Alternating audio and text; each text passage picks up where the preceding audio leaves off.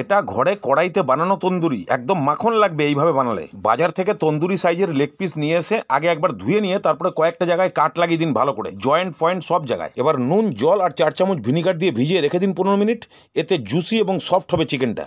এবার 15 মিনিট পর 3-4 বার ভালো জলে ধুয়ে নিয়ে ভালো করে জল ঝরিয়ে রাখুন। এবার নুন, আদা রসুন কাঁচা লঙ্কা বাটা, কাশ্মীরি লঙ্কার গুঁড়ো দিয়ে ভালো করে মাখিয়ে 1 ঘন্টা রেখে দিন ঢাকনা দিয়ে। 1 ঘন্টা পর সরষের তেল ভালো করে গরম করে কাশ্মীরি লঙ্কার গুঁড়ো দিয়ে গুলিয়ে ডিশের মধ্যে রাখুন। এবার আদা রসুন বাটা, হলুদ গুঁড়ো, ধনে গুঁড়ো, জিরে গুঁড়ো, গোলমরিচের গুঁড়ো, শুকনো লঙ্কার গুঁড়ো, চাট মশলা, গরম মশলা আর জল ঝরানো টক দই এটাকে দিয়ে ভালো করে মেখে নিয়ে তারপরে চিকেনগুলোকে দিয়ে খুব ভালো করে মাখান। মাখিয়ে এটাকে রেখে দিন 1 ঘন্টা। ঠিক 1 ঘন্টা পর একটা কড়াই গরম করতে বসিয়ে দিন। এবার একটা ডিশের মধ্যে চিকেন মশলা সব দিয়ে কড়াইয়ের মধ্যে বসিয়ে দিন। বসানোর পরে ঢাকনা দিন, কিন্তু 20 মিনিট পরে ঢাকনাটা তুলে একটু কসুরি মেথি ওপর থেকে ছড়িয়ে দিয়ে আরেকবার ঢাকনা দিয়ে দেবেন। ঠিক 25 মিনিট পর ওপরে একটু বাটার লাগিয়ে দিন আর স্মোকি ফ্লেভারের জন্য কাঠ কয়লার ধোঁয়া দিয়ে দিন। এবার নামান আর টেস্ট করুন। আশেপাশে যত তন্দুরির দোকান আছে সব ফেল আপনার কাছে।